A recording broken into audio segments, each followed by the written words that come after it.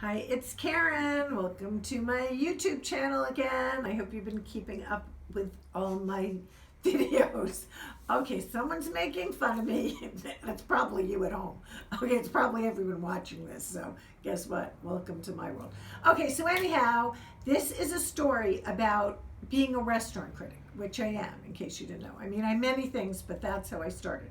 So, when I used to do my show, Karen's Restaurant Review, which this is supposed to remind you of anyhow, and I was reviewing restaurants. From the very first show, I got asked to join the Restaurant Writers Association. Now, this is the difference, people. I never said I'm a food critic. I'm a restaurant critic. The difference is, if you have cute waiters, you're gonna get a good review. I don't care what your food tastes like. That's not actually true, but that's what everybody thinks about me. Do not send me a waitress. Well, wait, can I get arrested nowadays for saying that? Ooh, okay, that's not sexual harassment. I just would rather have a cute waiter to talk to than, you know, even if it's a cute girl, I'd rather have a cute guy. Okay, that's me. So anyhow, so I was doing my show, and the Restaurant Writers Association called and asked me to join and go to all their dinners and everything, and I never did. So I never said I know anything about food. I know about Brooklyn food. I know about pizza and hot dogs and, you know, stuff like that. Little roast beef sandwiches dipped in our juice. That is heavenly. Okay, so that's the kind of stuff I know. I didn't say that I know foie gras, thank God, because you're disgusting if you know it, or snails, or whatever else that, you know, all you phony balonies eat. Okay, not you, because you're watching this, obviously. You're fabulous if you're watching this, knock on wood, I hope, from my mouth to God's ear. But outside of that, so I was doing my show, and I got invited to this Restaurant Writers Association dinner, which they had every year, and I had said no for a few years. But then I had this friend who wanted to actually write a restaurant book with me, and he was so into restaurants, so he said, let's go. So we went, and it was at a big hotel downtown. There were like, I don't know, there might have been 1,000 people. There were a lot. I mean, it was well more than 400 or 500. And we were sitting at tables of 10, and I picked up the menu, because you have the little menu at the table, and the first course was sweetbreads, gagged me with a spoon. The second course was wild boar, ugh, and it was like on and on like that. And I'm like, I'm not eating this stuff just to impress. First of all, forget even impressing them. I wouldn't eat that stuff even to save every secret I ever know. You want to know every secret I ever know? Try to push that food in my mouth, because I am not eating it. So guess what? You can even do it with sparkling water, because I hate that too. Save yourself the money. Get my secrets for just a bottle of sparklets. Okay, but whatever. No, what is it? Pellegrino. Whatever it is. I'm not drinking any of it. So anyhow, I am so basic. I'm so basic. Okay, but anyhow, so I called the waiter over to our table, and while the other 9 people going, oh, how delicious, oh, I can't wait, oh, the savory, and I said, listen, I don't need any of this crap.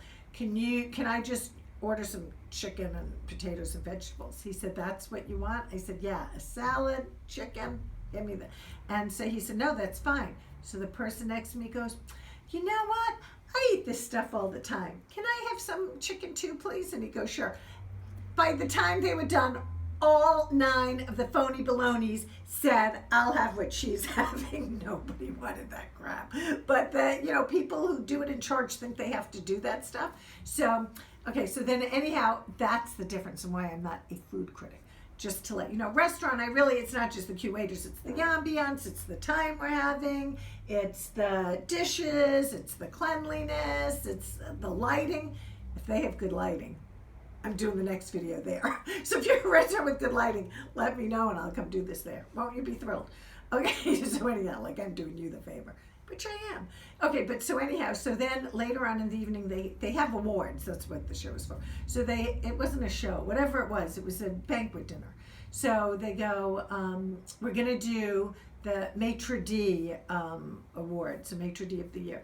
And that was my favorite, Dmitry Dimitrov, who at the time was he's so fabulous. He'd always go, Miss Salkin, good evening. He was so wonderful to me. One story about Dmitry, by the way. He, when I went into Diaghilev one time in West Hollywood at the Wyndham Hotel, he said, oh, come with me. I want to introduce you to someone. And it was, what is that guy's name? The guy who was in The Big Chill, Tom with a B. How could I have just forgotten it?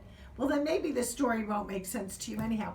Does anyone out there know the name of the guy? You know, Tom. How did I just forget his name? It began with a B.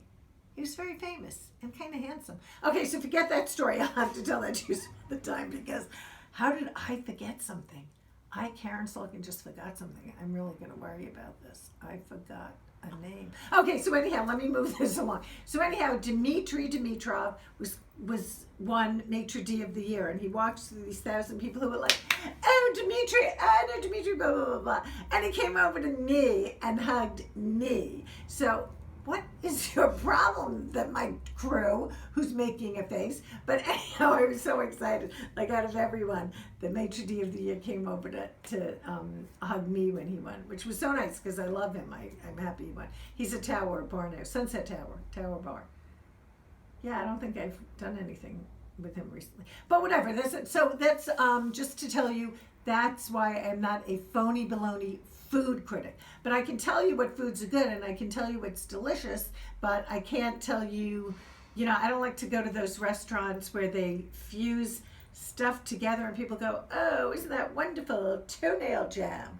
Okay, no, toenail jam topped with edible flowers. I don't want to eat either one of it. Really, I'm just as not into the stupid edible flowers.